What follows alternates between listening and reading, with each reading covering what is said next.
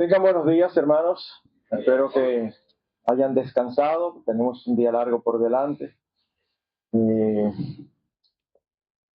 Y esperamos que el Señor nos ayude a compartir su palabra con fidelidad.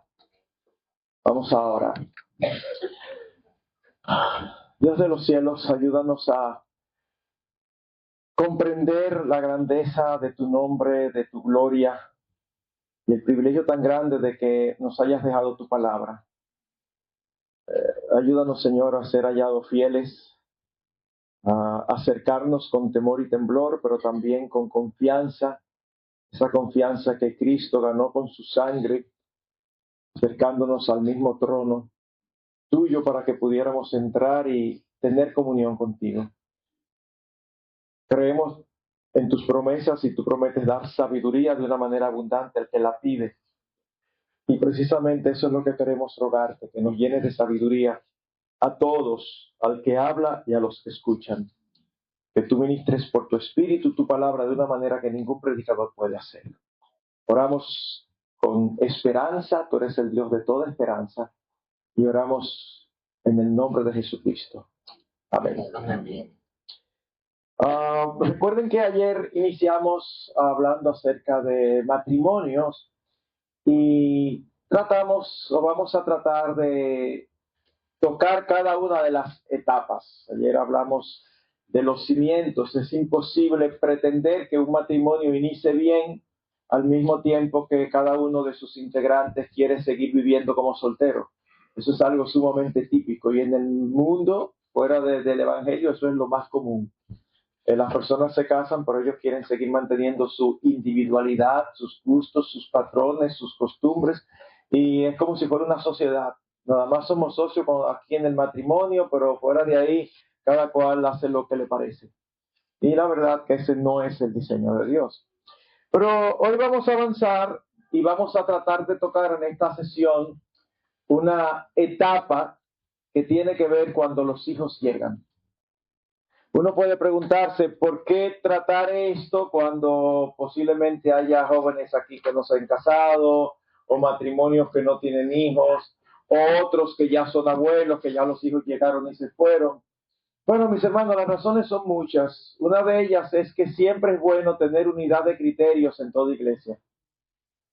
Yo no sé cómo serán aquí, aunque ayer me di cuenta que aquí son las Naciones Unidas. Porque cada vez que alguien se me presentaba y me decía la nacionalidad, ya yo perdí la cuenta de cuántos países es que hay. Pero hablando de mi país y de muchos países latinos, nuestra cultura es muy opinadora. Los dominicanos opinamos de todo. Y opinamos sin que nos pregunten. Entonces, ¿qué pasa? Que llegan los hijos y todo el mundo empieza a opinar conforme a su cultura, no necesariamente conforme a la escritura.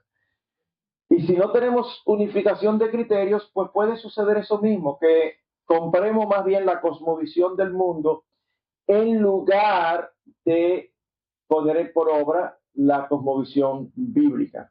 Así que lo primero que yo quiero empezar diciendo es que la Biblia enseña que los hijos son una bendición para el matrimonio. Son un regalo de Dios.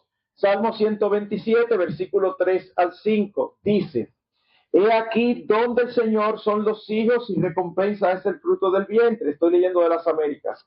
Como flechas en la mano del guerrero, así son los hijos tenidos en la juventud. Bienaventurado el hombre que de ellos tiene llena su aljaba. No será avergonzado cuando hable con sus enemigos en la puerta. Así que es claro por este y otros textos que Dios usa los hijos como una bendición para el matrimonio. Sin embargo, al igual que la institución matrimonial, los hijos no tienen, pero pueden convertirse en fuente de aflicción, de incomodidad y de tristeza cuando los padres no cumplen el rol establecido por Dios. Es una realidad objetiva, sin lugar a dudas, que la llegada de los hijos al matrimonio cambia ciertos aspectos de la dinámica del hogar. La presencia de un bebé trae demandas nuevas para los padres, que ahora encuentran que tienen más trabajo que hacer y por lo tanto tienen menos tiempo disponible. Y generalmente será trastornado el tiempo que pensábamos que iba a estar disponible. A la hora de dormir, el niño se enferma del estómago, se aprieta o empieza a toser, por ejemplo. Y estos padres que estaban soñando con que llegara la hora de acostarlo para irse a descansar, se fue el descanso. ¿Para cuándo? ¿Quién sabe? Para cuando el Señor lo provea. Habrá menos horas de sueño y por lo tanto habrá más cansancio. ¿Y qué es el cansancio? Una de las principales causas de irritación. La falta de sueño torna a las personas irritables y esto termina afectando el matrimonio. Pastor, pero ellos van creciendo, sí, gracias a Dios. Pero en la medida que van creciendo, va a haber demandas nuevas conforme a la edad que tengan y que van a requerir también tiempo y esfuerzo que antes teníamos solamente para nosotros dos. El matrimonio nada más estábamos tú y yo, uno para el otro. Pero cuando los hijos llegan, esa dinámica cambia. Así que, mis hermanos, a pesar de esta realidad, es importantísimo que nosotros tengamos en cuenta varios principios para que la relación matrimonial y la familiar funcionen de una manera armoniosa y conforme al diseño de Dios. Y lo que quiero darles es ciertos principios importantes a tener en cuenta mientras los hijos, en el tiempo en que los hijos llegan y mientras los vamos levantando. Lo primero es, debemos mantener en el hogar un orden de prioridades bíblicos establecido por Dios. ¿Qué es una prioridad? Una prioridad es aquello que va primero, es aquello a lo que nosotros le damos importancia. Y yo no tengo que conocerlos a ustedes para decir esto con toda certeza. Todos aquí, sin excepción, tenemos un orden de prioridades. Puede ser que usted nunca lo haya escrito y que si yo se lo pregunto así rápido, usted no me puede decir, para mí lo más importante es esto, luego esto, luego esto. Pero lo cierto es que usted lo tiene. Y se manifiesta en la medida en que usted vive su vida. ¿Por qué razón? Si hubiera un aparato que midiera los dolores de cabeza, la intensidad, ¿por qué razón el día del Señor, cuando la iglesia se reúne, algunos no vienen porque les duele la cabeza y posiblemente hay otros sentados acá que si se midiera quizás les duele más? Personalidad, tolerancia al dolor. No. No tiene que ver con nada de eso, tiene que ver con prioridad. Tiene que ver con qué tan importante para ti es el Evangelio, el reino de Dios, su palabra. Es con eso que tiene que ver. Y la Biblia tiene un orden de prioridades establecido. ¿Ustedes recuerdan cómo termina el Señor Jesucristo en Mateo 6, después que habla de que no se preocupen por esto, por aquello? En el versículo 33 dice, más buscad primeramente, no dice únicamente, primeramente el reino de Dios y su justicia y las demás cosas serán añadidas. O sea que es obvio que hay cosas que van primero que otras. Y en este sentido, el orden establecido por Dios es, lo más importante en nuestras vidas es nuestra relación con Dios. Luego nuestra relación con nuestra familia. Y en este orden, primero nuestro cónyuge y luego nuestros hijos. Y eso es importante porque, no sé aquí, pero en nuestros países latinos es totalmente contracultural. En nuestros países latinos se le da mayor importancia a los hijos que al cónyuge. Pero eso no es el diseño de Dios, ni es el orden de prioridades de Dios. Así que cuando este orden se cambia, se está sembrando la semilla de los conflictos en el hogar. Un mal muy común, típico, es dar a los hijos cuando llegan el lugar central en la familia, olvidando que la relación matrimonial va primero. Cuando en un hogar se hace el centro del hogar, los hijos, ese matrimonio está comprando todos los boletos para sacarse el fracaso como premio. ¿Por qué? Porque se está transgrediendo el diseño establecido por Dios. Pensemos en esto. Matrimonio va muy bien, pero luego llegan los hijos. Y entonces al principio, los primeros meses, estoy hablando por ejemplo de un matrimonio cristiano, en los primeros meses el esposo está feliz y dice, wow, pero qué mamá se ganaron mis hijos. Está feliz en los primeros meses, pero un poquito tiempo después, él empieza a darse cuenta que tal parece que es verdad que los hijos ganaron una buena madre, pero él está perdiendo una esposa. Porque llega un momento donde está bien al principio, pero llega un momento donde la esposa solamente tiene tiempo para los hijos y todos son los hijos, el hijo, el hijo, el hijo, el hijo. Sí, pero yo estoy aquí, mi amor. El esposo sigue vivo. Estoy aquí. Y entonces el esposo sale de la casa y deja a la esposa lidiando con los niños. Y cuando llega en la tarde le encuentra con la misma batica con que amaneció en la mañana, todo desbaratado. Bueno, imagínense, así no hay muchas cosas que hacer. Bueno, mis hermanos, por eso es importante que los cónyuges, los varones, los esposos, nos mentalicemos para compartir las nuevas labores, de modo que la mamá no esté sobrecargada y que pueda cumplir con su papel de mamá, pero también de esposa. Por ejemplo, el esposo no puede dar el seno, pero puede sacar los gases. Bueno, entonces, nos repartimos la labor para que cada cual pueda terminar el día con cierta energía. Pero no se crean que son solamente las madres, es muy típico, y uno siempre piensa en las madres que se concentran en los hijos. Hay ocasiones en que lo hace el padre. Y uno como pastor de años ha tenido tantas experiencias y ha visto tantas cosas que ya uno empieza a perder la capacidad de asombro de las cosas que son posibles oír.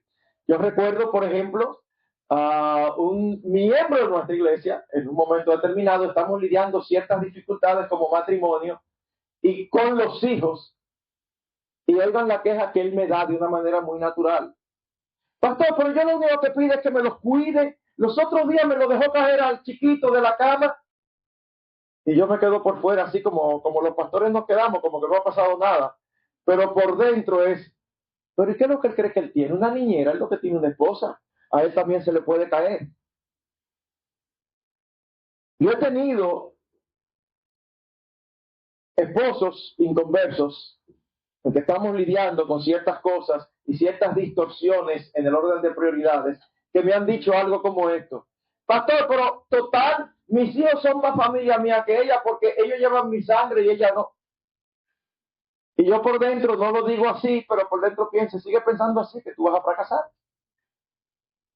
Porque el diseño de Dios es que la relación más cercana entre seres humanos es la relación de esposos, según su diseño. He tenido casos que han terminado naufragando como matrimonio porque no han sabido lidiar con los hijos. Yo no sé cuántos aquí han oído mencionar un síndrome nuevo, relativamente nuevo, el síndrome del nido vacío. ¿Saben a qué se refiere ese síndrome? Que cada vez es más común que después que los hijos crecen, se casan y se van, los padres terminan divorciándose. Y en mi país muchas veces no se divorcian, pero los que son cercanos saben que hace tiempo que no hay vida de matrimonio.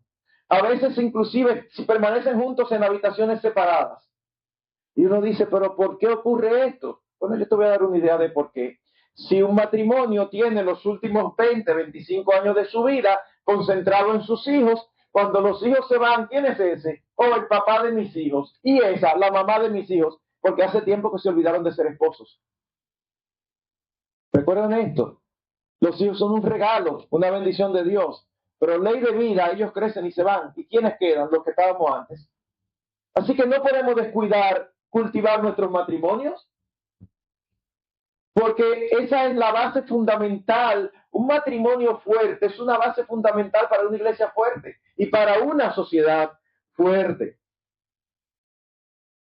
Una autora miembro de la Facultad de Trabajo Social de la Universidad de Nueva York, no alguien cristiano, pero a veces me gusta citar los no cristianos cuando hacen estudios y estadísticas, porque es impresionante cómo generalmente sus conclusiones apoyan, muestran la realidad y la veracidad de la palabra de Dios. Ella dice esto: un elemento que me ha parecido extremadamente importante para la construcción de un matrimonio sólido es la capacidad de la pareja de convertir la relación, espérese que se me fue, de convertir la relación matrimonial en una prioridad en sus vidas. Está hablando de estudiando parejas, no desde el punto de vista cristiano.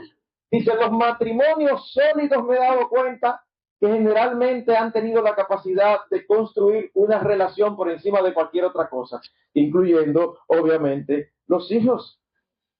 Es por eso que es muy importante ocuparnos en apartar tiempo específico para sostener, mantener nuestro matrimonio. Otra autora secular también lo expresa así. Es fundamental facilitar espacios donde disfrutar solos y recuperar con ello la afectividad y la intimidad en la relación. Oigan esto, es necesario darse permiso para pedir ayuda a terceros para que cuiden esporádicamente de los hijos, sean familiares, sean amigos, y no sentirse imprescindible en ese espacio de tiempo. Aprender a tolerar la separación sin sentir miedo, preocupación o culpabilidad por ello es un proceso de aprendizaje.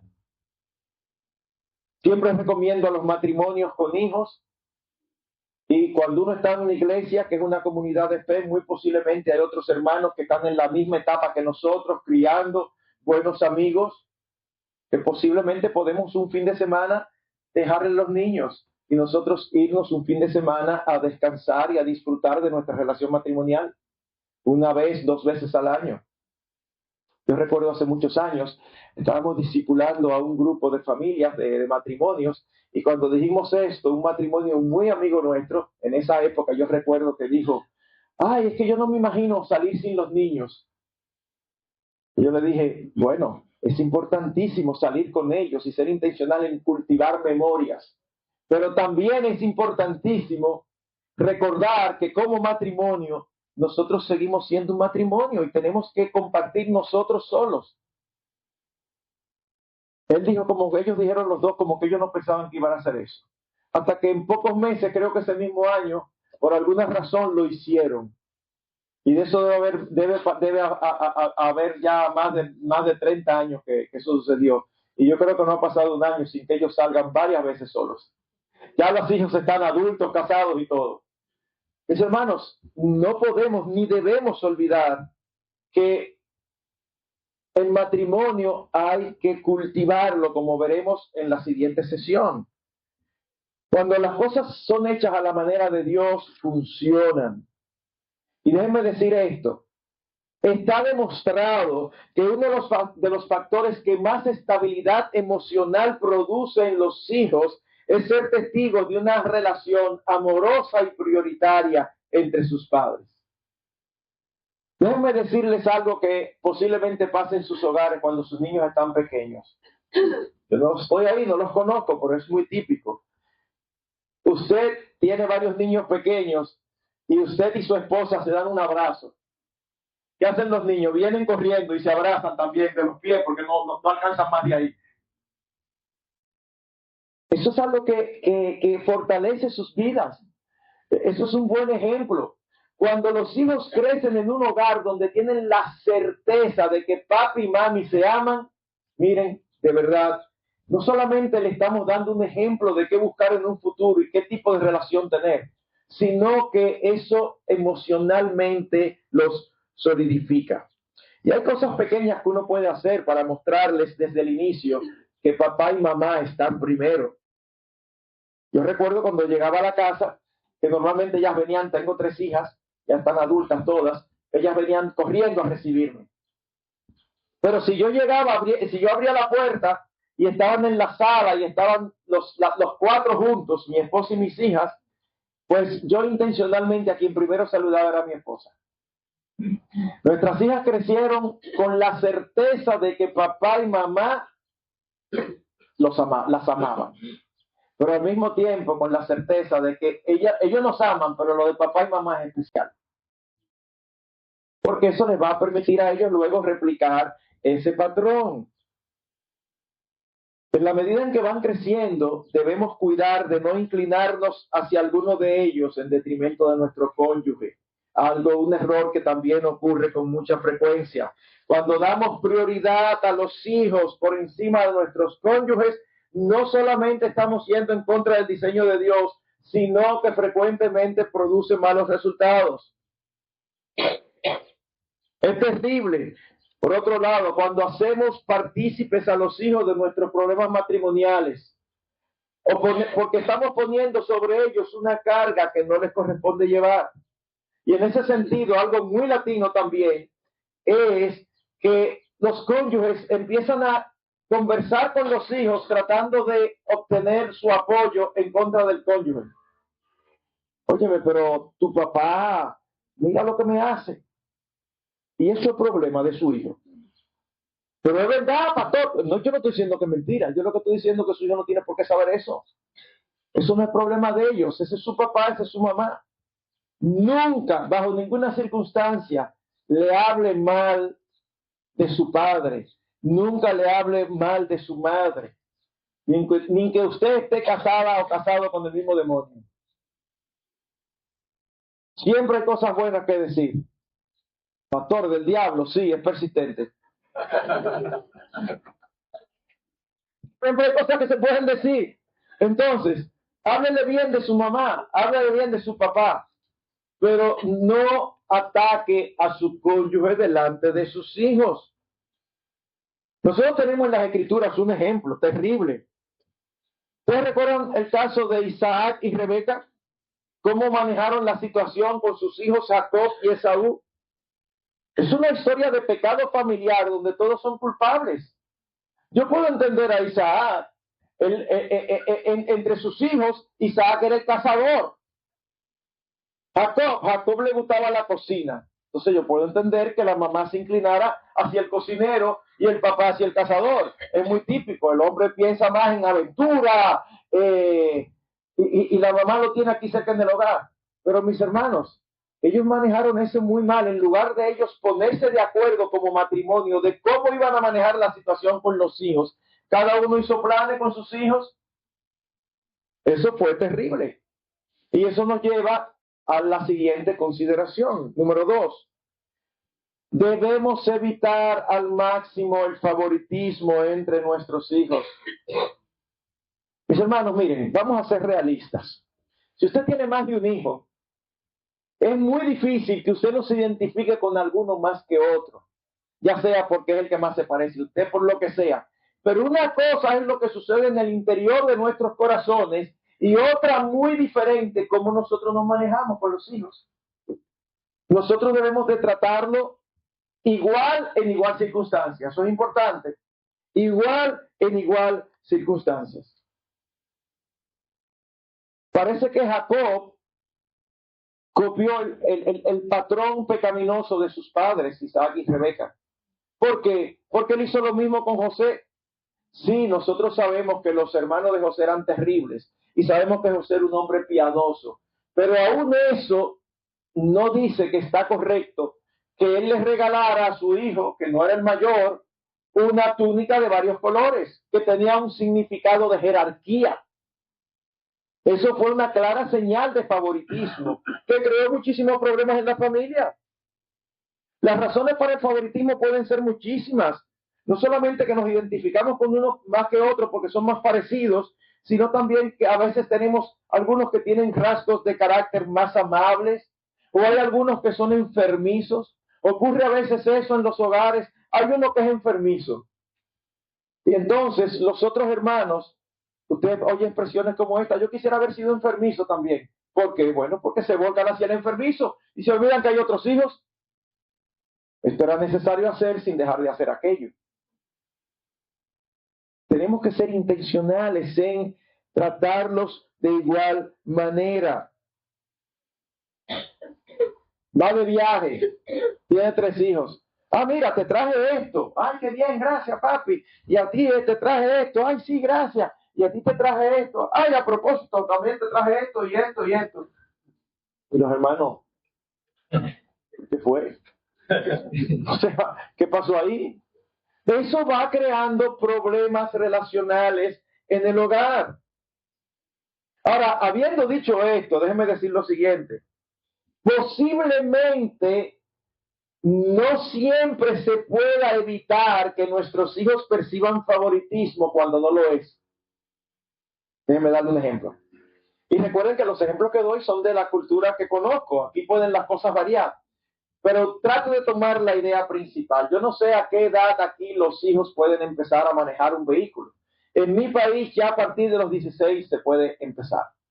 Ahora, imagínese que usted tiene un hijo, el primogénito, y a los 16 años usted le enseña a manejar y le presta la llave del vehículo.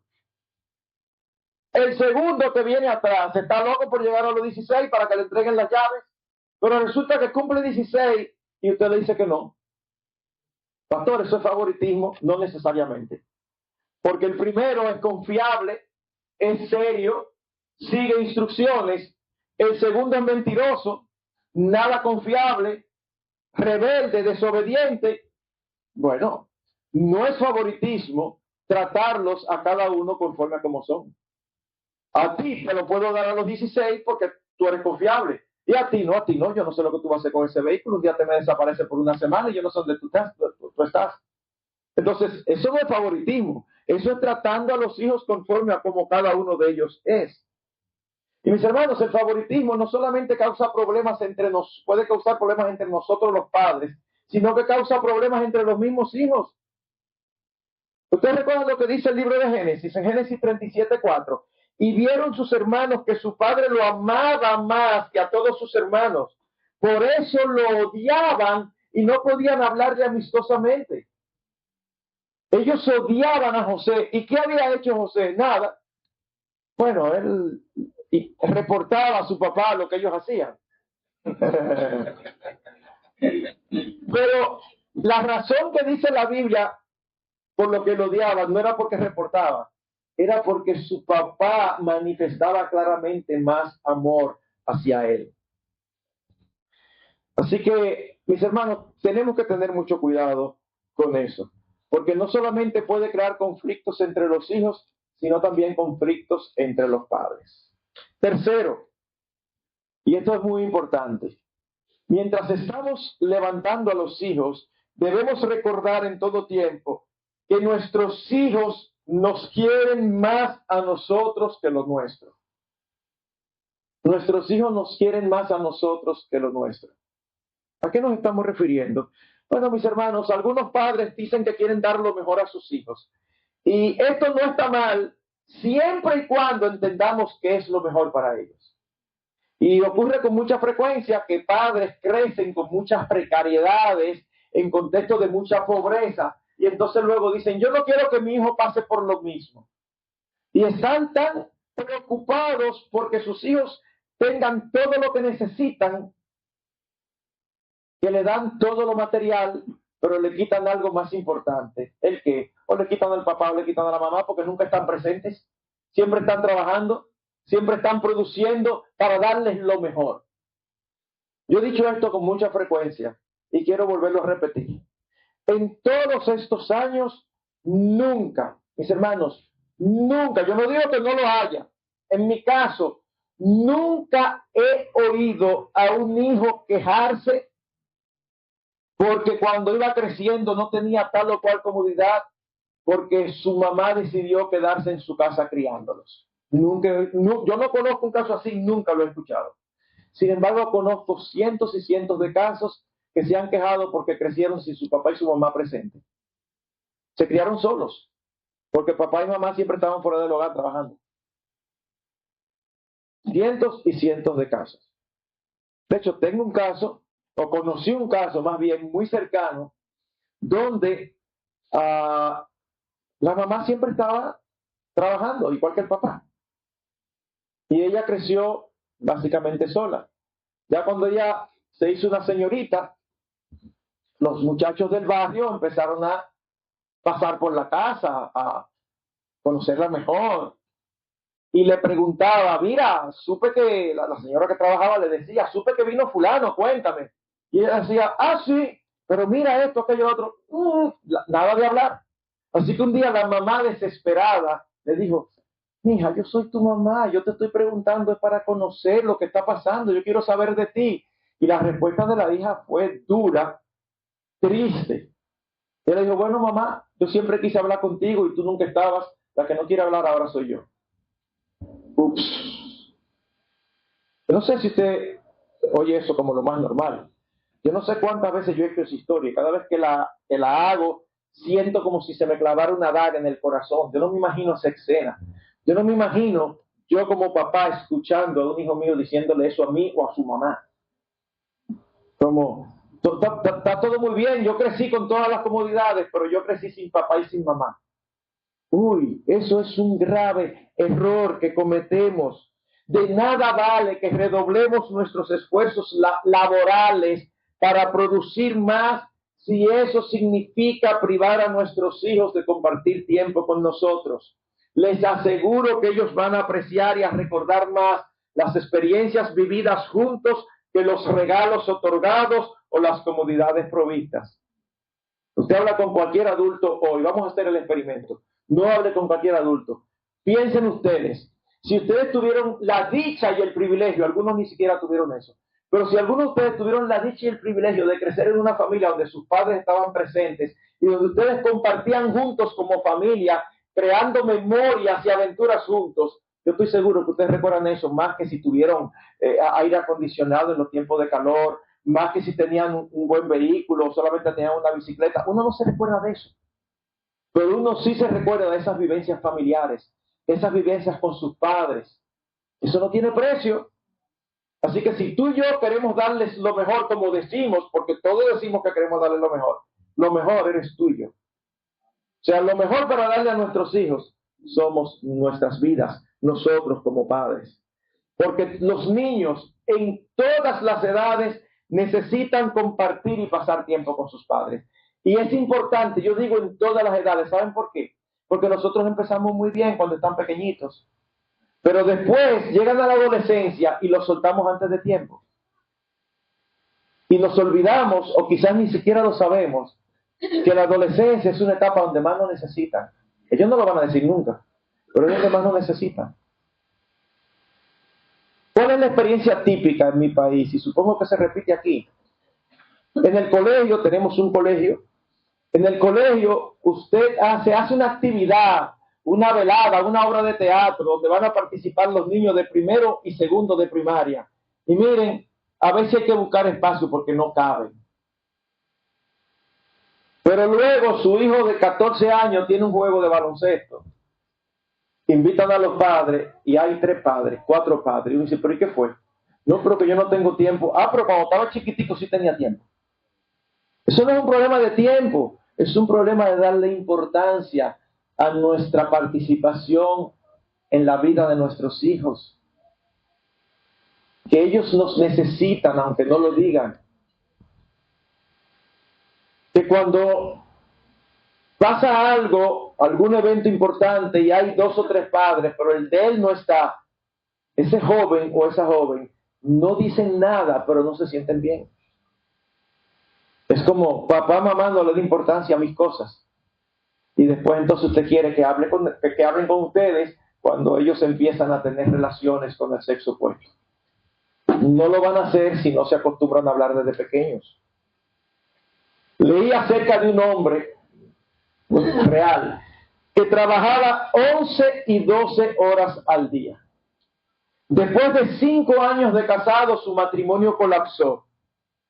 Y luego del divorcio, él se convirtió. Tiempo después, ya como creyente, se volvió a casar con una creyente y expresó que se sentía diferente acerca de sus motivaciones para trabajar tanto. Él dijo lo siguiente: leí por primera vez las promesas de Dios y empecé a creer en ellas, especialmente aquella que dice que Él proveerá para todas las necesidades de sus hijos. Eso lo movió a trabajar menos. Y entonces terminó diciendo lo siguiente: no siempre consigo lo que quiero, pero siempre tenemos lo que necesitamos. No siempre consigo lo que quiero, pero siempre tenemos lo que necesitamos. Mi hermano, yo voy a decir algo que puede sonar delicado, pero los principios de la palabra están allí. Si tu trabajo no te permite compartir con tu familia, quizás es tiempo de empezar a buscar otro. Doctor, pero es que mire, que usted no se imagina, el trabajo es buenísimo, buenísimo, que no te permite. No, pastor, es que mire, aquí el salario normal es este y esto paga el doble. Mi hermano, mira, ni que pague el triple. Es que si nosotros estamos pensando en dinero, en comodidad, estamos perdidos, no estamos entendiendo el Evangelio. El Evangelio no se trata de eso. El Evangelio trata de vivir para el Señor. Y vivir para el Señor significa vivir conforme a sus parámetros, a sus principios.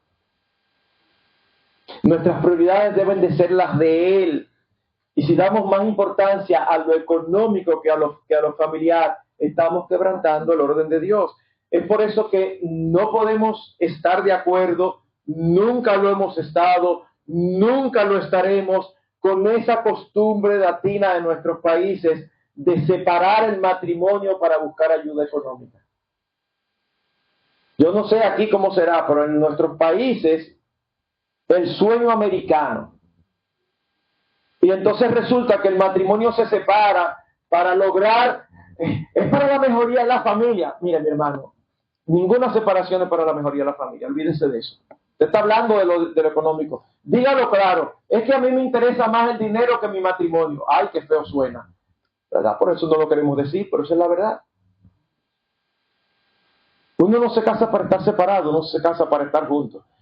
Puede ocurrir una situación providencial de una separación breve, cuando hablo breve de semanas, pero no esa típica costumbre latina que uno se va adelante para tratar de buscar nuevos horizontes y a los 4 o 5 años es que el otro puede ir. Pero, por favor, yo siempre digo, mejor todos juntos debajo de un puente que separados con dinero. Tenemos que asegurarnos que tenemos los parámetros de Dios en nuestros matrimonios para que funcionen bien. ¿Qué dice 1 Timoteo 6 al 8?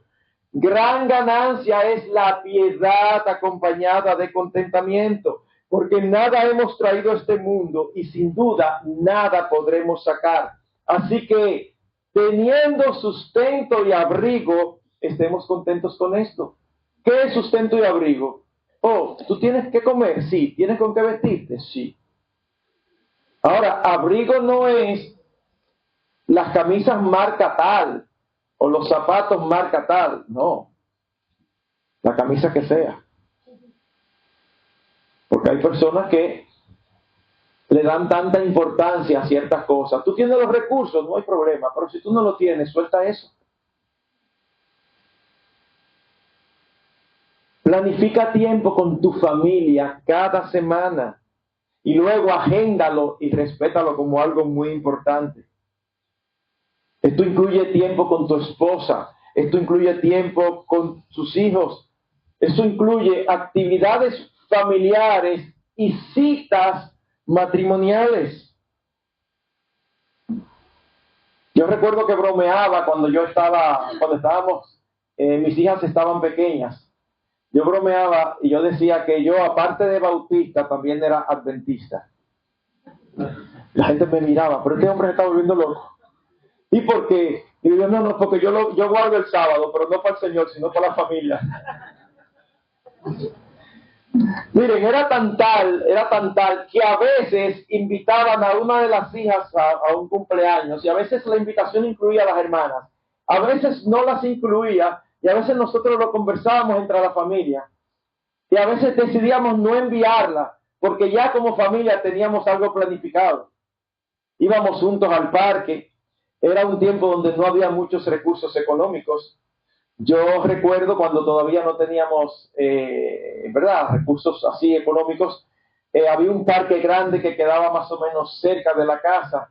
Y yo recuerdo nosotros dos caminando con el coche, la menor en el coche, la segunda paradita en el coche como si fuera un carrito de supermercado, y la tercera ya caminando con nosotros, camino al parque. Ahí jugábamos juegos de mesa, jugábamos frisbee, montábamos bicicleta, pero les encantaba. Y ellas recuerdan hoy, todavía como adultas, esos tiempos. De hecho, no sé con quién conversaba en estos días, que alguien me preguntó, ¿y cómo están criando? Y yo decía, exactamente como fueron criadas. Hay dos que viven en los Estados Unidos, una vive en Dominicana. Y yo veo a mis nietos y yo digo, ellos no son conscientes del privilegio que tienen. Viven andando, viven haciendo cosas juntos, como familia. Cuando uno sabe que hay muchísimas familias que no hacen nada. Y a veces dicen, no es por falta de recursos económicos. No, mis hermanos, muchas veces no es por falta de recursos económicos, es por falta de planificación. Es por falta de conocimiento de la importancia de dedicar tiempo a la esposa y a los hijos. Pero, último punto, el número 4. Tan pronto los hijos llegan, debemos empezar a instruirlos en la disciplina y amonestación del Señor. Algo que está para muchos pasado de moda. Mis hermanos, en la crianza de los hijos debemos recordar que la palabra de Dios vive y permanece para siempre. No importa cuáles sean las últimas tendencias de crianza, eso nos tiene sin cuidado. Es como Dios dice que debemos criar. Y solamente quiero mencionar algunas cosas y cerrar con esto. Cuando nosotros vamos a Efesios capítulo 6, versículos 1 al 4, allí se empieza diciendo, hijos, obedeced a vuestros padres en todo, porque esto es justo. Honra a tu padre y a tu madre, que es el primer mandamiento con promesa para que seas de larga vida y te vaya bien. Y vosotros, padres, versículo 4, no exasperéis a vuestros hijos, sino criadlos en la disciplina y amonestación del Señor. Mis hermanos, este pasaje junto con otros más nos enseña algo que hemos olvidado. Dios nos ha colocado, Dios como autoridad sobre nuestros hijos. Nuestros hijos vienen dañados desde el inicio. Tú y yo, igual que nuestros hijos, no somos pecadores porque pecamos. Nosotros pecamos porque somos pecadores. Y Dios ha colocado a nuestros hijos con almas eternas bajo nuestro cuidado. Ese es nuestro principal ministerio, levantarlos y educarlos en la disciplina y amonestación del Señor. Pero para eso debemos entender que Dios nos ha dado autoridad y Dios espera que nosotros la ejerzamos. Es preocupante ver cómo el pueblo de Dios se está criando hoy, donde los hijos se gobiernan, donde los padres tienen temor de ejercer su autoridad. Porque vivimos en una época que es alérgica a la autoridad, porque la confunde con autoritarismo. Autoritarismo es el abuso de la autoridad, y eso es incorrecto en todo lugar. Pero Dios nos ha dado autoridad. Y si nosotros no entrenamos a nuestros hijos, como dice el texto, en la disciplina y amonestación del Señor, vamos a cosechar esos resultados. Y no estamos hablando de que tú y yo tenemos la capacidad de convertir a nuestros hijos. Nadie tiene esa capacidad. Eso es una prerrogativa exclusiva del Espíritu Santo. Pero a Dios le ha placido salvar a muchos en el contexto de una educación piadosa de sus padres, donde le enseñan no solamente por precepto, sino por ejemplo, y donde ejercen su autoridad. Dios nos ha dado autoridad y espera que la ejerzamos. Ustedes recuerdan el ejemplo de Elí. Dios le dijo, tus hijos van a morir y tú eres culpable. Y no eran hijos pequeños, eran hijos grandes. A David se le sublevó uno de los hijos, se le sublevaron dos. Pero en uno de los casos, Adonías, que era hijo de Agit era la mamá de Adonías, el Espíritu Santo quiso registrar cuando va a relatar que ese hijo se sublevó contra su papá. El Espíritu Santo quiso registrar esta información.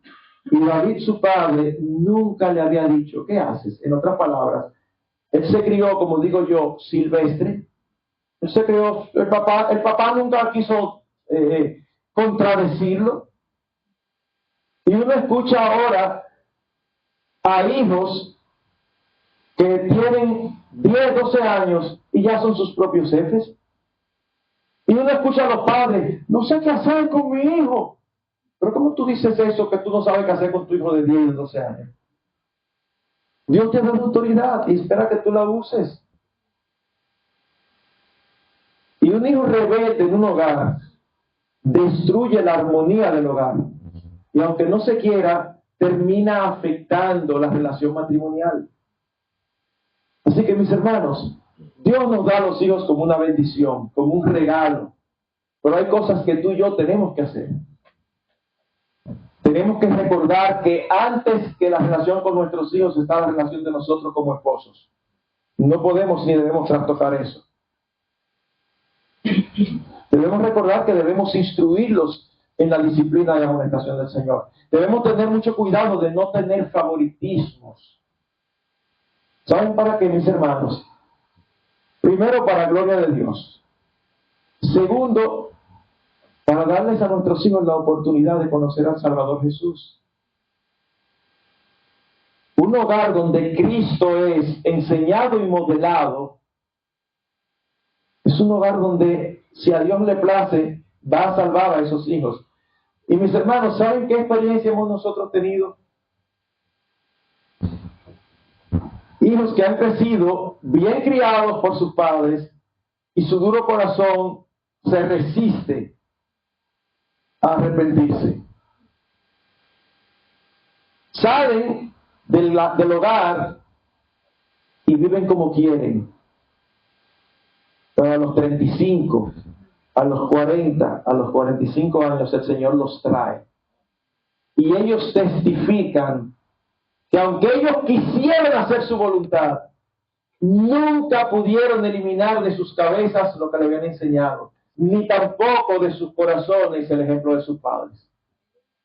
Y hay casos donde en aquel día nosotros podremos decir, si nuestros hijos se pierden, somos libres de esa sangre. No con gozo, pero sí con integridad. Porque la labor tuya y mía no es convertirlos, porque no podemos, pero es asegurarnos de que le estamos proveyendo todas las herramientas para que, si al Señor le place, abra sus ojos y la luz sea hecha. Mis hermanos, son un privilegio. Es que a mí me encanta evangelizar, gloria a Dios por eso. El primer campo de misión, como decía nuestra hermana, está en tu hogar. Esos son los primeros que tú tienes que evangelizar. Pero son los más difíciles, porque tú afuera evangelizas y el que te oye hablando te compra. ¡Wow! ¡Qué cristianazo! Pero en tu casa, tus hijos y tu esposa no pueden decir lo mismo. No, la idea es, como hemos oído nosotros casos, que dicen, mira, yo no creo, pero yo sí te puedo testificar que papá y mamá creen y viven lo que predican. Y uno dice, gloria a Dios. ¿Ustedes saben cuál es mi oración con casos que conozco? Señor, tráelos lo menos abollados posible, lo menos maltratados posible, porque a veces llegan, pero llegan con heridas. Llegan con heridas. A veces el Señor usa fuertes aflicciones para traerlos. A veces llegan con enfermedades producto de su vida loca, enfermedades serias que los ponen al borde de la muerte y eso los ha hecho convertirse. A veces llegan con vidas destruidas, se convierten, pero ahora resulta que tienen 1 y 2 hijos de diferentes mamás o de diferentes padres, y esa realidad está ahí. Porque cuando venimos al Señor, el Señor perdona todos nuestros pecados, todos. Pero el Señor no elimina las consecuencias de nuestros pecados anteriores. Si usted por estar haciendo desorden le explotó una bomba en la mano, cuando usted se convierte, la mano no le crece. Usted va a ser un creyente manco el resto de su vida. Y esa falta de la mano le va a recordar todo el tiempo el precio de vivir a espaldas de Dios. Mis hermanos, el privilegio que nosotros tenemos delante de nosotros es impresionante. de marcar la vida de nuestros hijos viviendo el verdadero evangelio. Pero nosotros tenemos que creerle a la palabra de Dios. Cuando tú y yo somos intencionales en tener un matrimonio armonioso, eso impacta la salud emocional, espiritual y hasta física de nuestros hijos. Pero cuando los hijos crecen en un hogar disfuncional, y muy posiblemente muchos de ustedes crecieron en hogares disfuncionales, la vida es más complicada. Y si ustedes crecieron en un hogar disfuncional de padres inconversos, es perfectamente entendible. Pero qué triste es cuando yo crezco en una familia que mis padres son cristianos o que dicen ser cristianos y resulta que no son, es un matrimonio disfuncional. Y uno dice, pero ¿cuál es el evangelio que nosotros estamos ejemplificando a nuestros hijos? Es muy fácil decir, para mí lo más importante es Dios y su reino. Nosotros no queremos decirlo, nosotros queremos que se vea. Y los primeros testigos deben de ser nuestros hijos, para gloria de su nombre, para beneficio de sus almas y aún como colateral para beneficio de nuestros matrimonios. Así que el Señor los bendiga. No se me emocionen mucho porque este fue más corto, porque el tiempo que me va a sobrar lo voy a usar en el otro. Permítanme orar. Alabamos tu nombre, Señor, porque sin tu palabra nosotros estaríamos en la oscuridad, aún teniéndola. Qué difícil es muchas veces seguirla. No porque tu palabra sea difícil. El mismo Señor Jesucristo dijo que su carga era ligera, sino porque nuestros corazones están cargados de pecado, de rebeldía contra ti. Oh Señor, ministranos por tu Espíritu. Ayúdanos a ser los hombres y mujeres que tú quieres, los esposos y esposas que tú quieres y los padres que tú esperas. Oramos por cada uno de nosotros y lo hacemos en el nombre de Jesús. Amén. Amén.